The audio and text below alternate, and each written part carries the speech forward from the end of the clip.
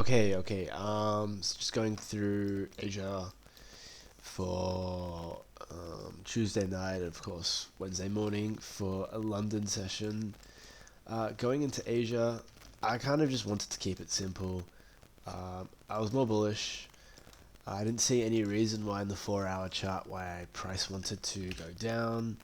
It was still kind of in that, still had that expansion on Monday, so you're probably looking for some sort of retest back up to price.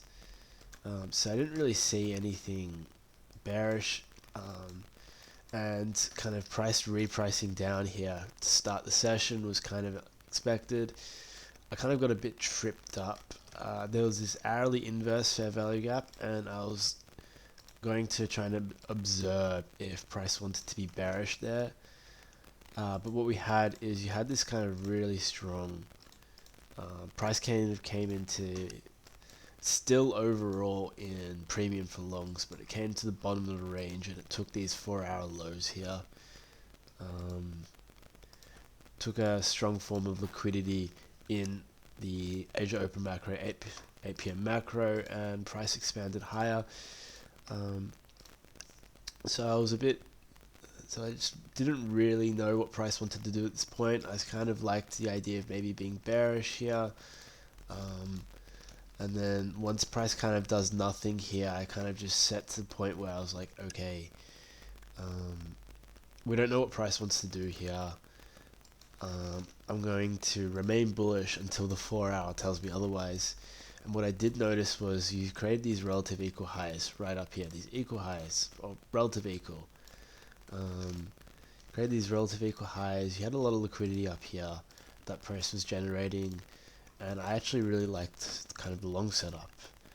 I was kind of curious to see if price could see some sort of expansion higher. And essentially, when I looked at this, I kind of looked at the hourly chart for hourly lows to be kind of my manipulation leg. I was looking for the highest probability area for some sort of long.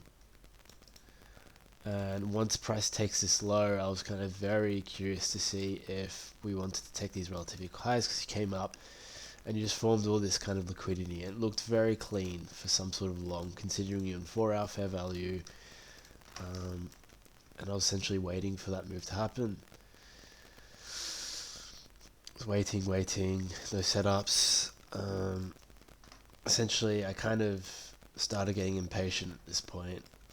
I saw price came down to this old 1 minute fair value gap, and that's where it kind of showed the movement to the upside. And essentially your first kind of entry, possibly for longs, was this inverse fair value gap on the 1 minute, resulted also in a change of state in delivery as well.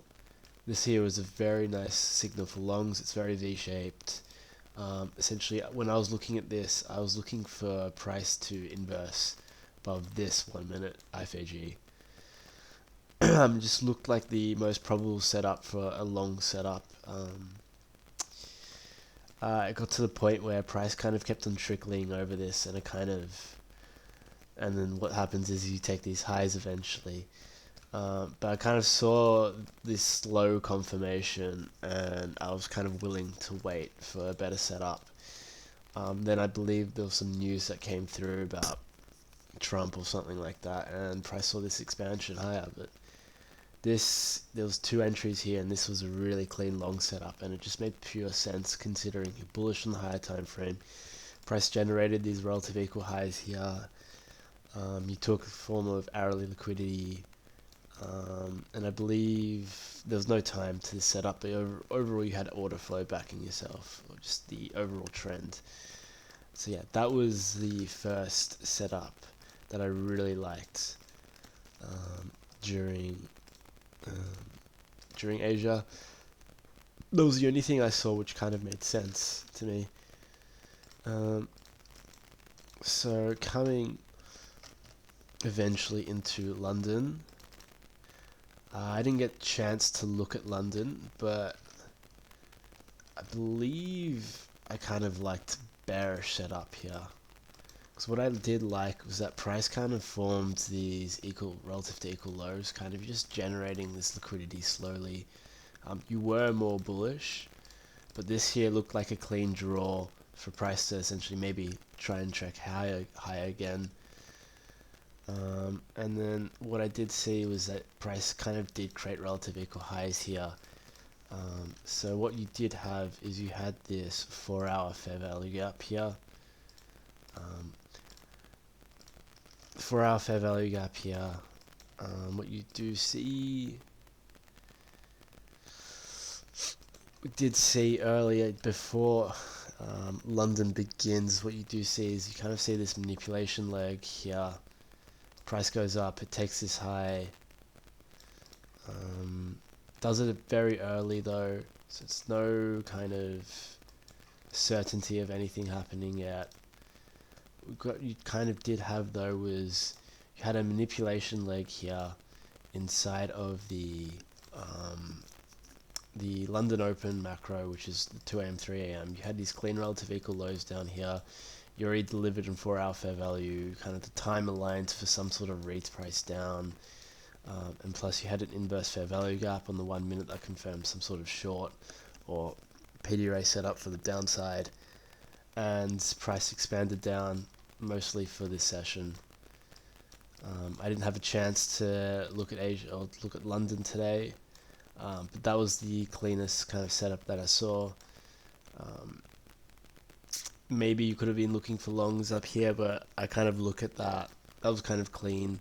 You had these Asia lows down here, which looked like a clear draw. Price reacted, took those equal highs in 4-hour fair value gap, bearish fair value gap. It repriced down. What the main thing which dictated this to go down was pretty much the macro. Pretty much time and price dictated this was going to work now for some sort of short setup. And I believe for the rest of London, you kind of chopped around. There was nothing that was kind of consistent here. Yeah, but that was kind of clean.